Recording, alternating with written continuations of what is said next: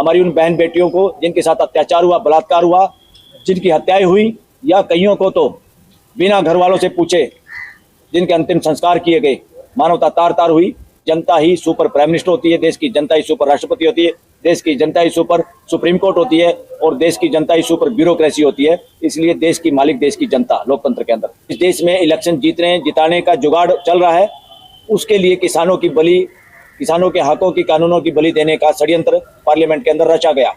शहीद हुए हैं, तानाशाही का शिकार हुए हैं, अराजकता का शिकार हुए हैं, जिनकी सुरक्षा नहीं कर पाई सरकार। सिस्टम देश के अंदर संविधान के तहत सरकार बनाना नहीं, देश में मानवीय व्यवस्था स्थापित करना ही हमारा लक्ष्य है। डॉक्टर BR अम्बेडकर भवन से ही कर रहे हैं, और क्योंकि 27 तारीख को यहीं पे प्रोग्राम है, स्वाभिमान सभा, स्वाभिमान मंच द्वारा ये कार्यक्रम होगा, और पूरे देश के लोगों का, नागरिकों का स्वाभिमान बचाने के लिए इसमें आह्वान है।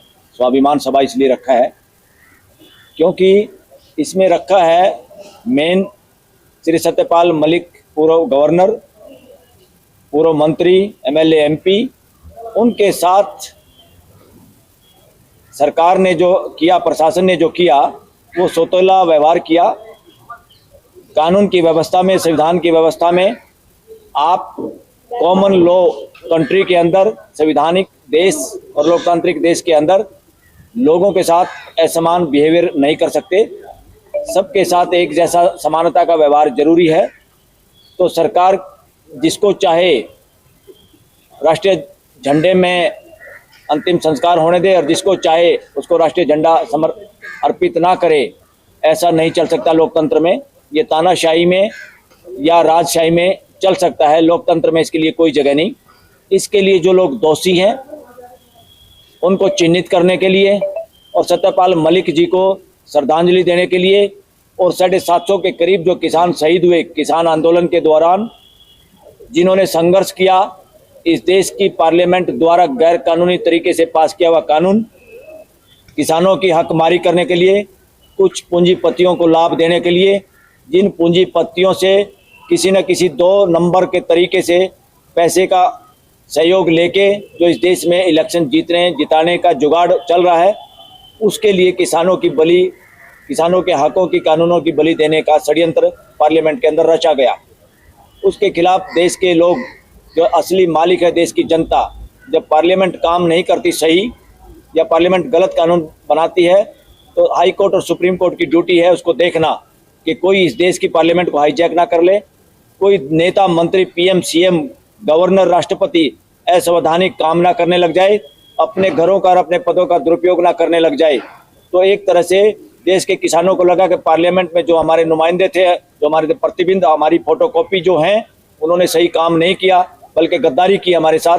और कोरोना के समय में, और इवन पार्लियामेंट के सैकड़ों मेंबरों को बाहर निकाल के गलत तरीके से, जो डेमोक्रेसी में नहीं हो सकता, तो कानून पास किए गए। तकरीबन 13-14 महीने सड़क पे गर्मी में, सर्दी में, बारिश में, लू के अंदर बैठे रहे देश के किसान, और तानाशाही रवैये की वजह से, और देश के उन्हीं के बच्चों को जो मिलिट्री में है, पुलिस में है, उन्हीं के सामने बंदूक लेके खड़ा किया गया। वो मंजर पूरी दुनिया ने देखा है, और लोकतंत्र की जीत हुई, क्योंकि पार्लियामेंट सर्वोपरि नहीं है किसी देश के अंदर। लोकतांत्रिक देश के अंदर देश की जनता ही सर्वोपरि है। पार्लियामेंट जब तक सर्वोपरि है, जब तक वो देश के हित में और संविधान के तहत काम करे। जिस दिन वो संविधान के तहत काम ना करे या देश के हित में काम ना करे, ऐसी पार्लियामेंट सर्वोपरि नहीं होती लोकतंत्र में। लोकतंत्र में आखिरकार देश की जनता ही सुपर प्राइम मिनिस्टर होती है, देश की जनता ही सुपर राष्ट्रपति होती है, देश की जनता ही सुपर सुप्रीम कोर्ट होती है, और देश की जनता ही सुपर ब्यूरोक्रेसी होती है। इसलिए देश की मालिक देश की जनता लोकतंत्र के अंदर। उन किसानों को भी पहली बार देश में, दिल्ली में, और उससे भी बड़ी बात डॉक्टर अम्बेडकर भवन में श्रद्धांजलि दी जाएगी, याद किया जाएगा सबको।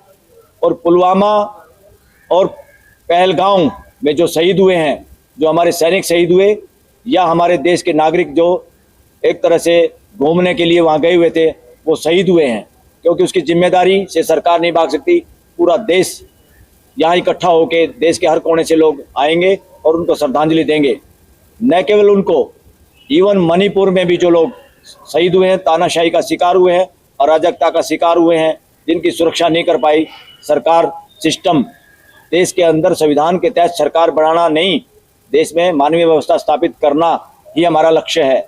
और सबके साथ न्याय हो, और न्याय को परखा जाता है कि देश में, समाज में फ्रेटर्निटी, बंधुत्व, भाईचारा बढ़े, कम ना हो। अगर भाईचारा कम होता है तो ना सड़क बनने का फायदा, ना हाईवे बनने का फायदा, ना नई पार्लियामेंट बनने का फायदा, और ना ही प्रधानमंत्री के 16,000 या 20,000 करोड़ के जहाज का कोई फायदा।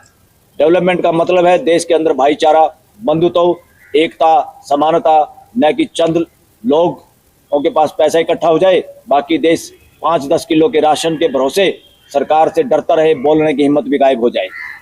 तो साथियों, उनको भी श्रद्धांजलि दी जाएगी, हमारी उन बहन बेटियों को जिनके साथ अत्याचार हुआ, बलात्कार हुआ, जिनकी हत्याएं हुई, या कईयों को तो बिना घर वालों से पूछे जिनके अंतिम संस्कार किए गए, मानवता तार तार हुई। उन सब ऐसे लोगों को, पीड़ित जो लोग हैं, या ऐसे वो जल जंगल जमीन को बचाने के लिए जो लोग शहीद हुए हैं देश में, सबको श्रद्धांजलि दी जाएगी। इसलिए देश के किसान का मेरा वर्ग, छोटे उद्योग वाले, देश का हर वर्ग का आदमी, SC, ST, OBC, माइनॉरिटी, चाहे कोई भी हो, किसी भी रिलीजन का हो, सब लोग 27 तारीख को इस जगह पे होंगे और एक बहुत बड़ा आत्म स्वाभिमान सभा का आयोजन होगा। वो आत्म सम्मान सभा एक तरह से मैं कह रहा हूँ देश के अंदर मानवीय व्यवस्था स्थापित करने की एक आगाज होगी, एक आवाज़ होगी, और उस दिन से आगे इस देश की राजनीति में भी भरपूर बदलाव आएगा, देश की सोच में भी और राजनीति में भी। और चोरी चकारी से बनी हुई कोई भी सरकारें जो आपने देख रहे हैं, अपना संविधान और संविधान से जुड़े हुए मुद्दे, वोट चोरी के मुद्दे, लोगों का अधिकार, वोट का अधिकार छीनने के मुद्दे, इन सब पे चर्चा होगी। और ये भी चर्चा होगी कि देश में जब जब लोगों को सड़कों पे आना पड़ता है, या देश अपने ही फौज की रूल ऑफ लॉ के बहाने गोलियों का शिकार होना पड़ता है, इससे साबित होता है जब जब देश की हाई कोर्ट, सुप्रीम कोर्ट कमज़ोर होती हैं, तो देश के अंदर देश के लोगों को खुद कोर्ट के रूप में खुद न्याय लेने के लिए सड़कों पे आना पड़ता है।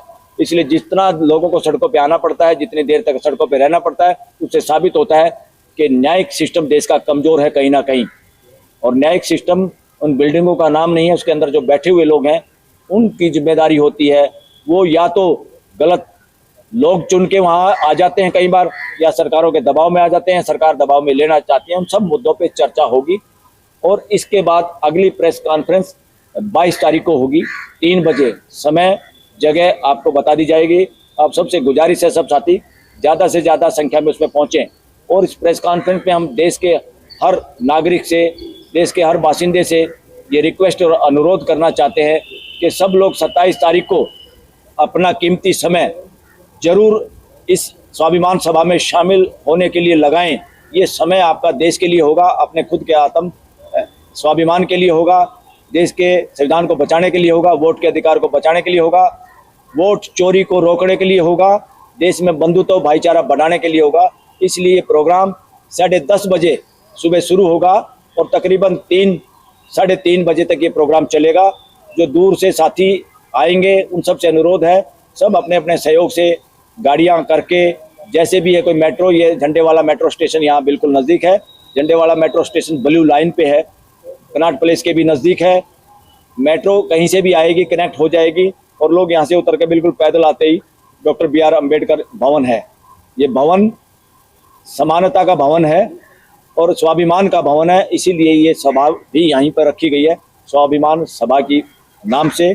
इसमें महिलाएं, NGO, हर समाज का साथी, हर समाज से सिटीजन यहाँ इकट्ठा होंगे।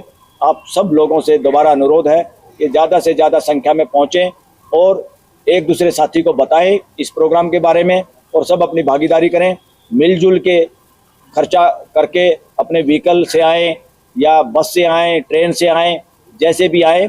एक तरह से ये सभा ऐसी है, देश की में मानवीय व्यवस्था स्थापित करने के लिए, अपनी भागीदारी सुनिश्चित करने के लिए ये ऐतिहासिक दिन होगा। जो भी यहाँ आएगा वो पूरी ज़िंदगी उस लम्हे को, उस घड़ी को भूल नहीं पाएगा और गौरव फील करेगा कि हम उस दिन 27 तारीख को इस सभा में शामिल हुए थे, और जहाँ के बाद इस देश की रूपरेखा, नक्शा मानवीय व्यवस्था के लिए तैयार हुआ और देश में संविधान के हिसाब से मानवीय व्यवस्था स्थापित करने का लक्ष्य भी तय किया जाएगा और सरकार से भी सरकार की जो ड्यूटीज़ हैं उनको याद कराई जाएगी, चाहे जुडिशियल सिस्टम हो, चाहे इलेक्शन कमीशन हो, सबको ड्यूटी याद कराई जाएगी। वो ड्यूटी निभाई जाए, उसका समय दिया जाएगा। उस ड्यूटी को समय पे नहीं निभाया गया तो उसके लिए भी क्या कार्यक्रम होगा वो उस दिन 27 तारीख को डिटेल में सब लोगों को बताया जाएगा। धन्यवाद साथियों।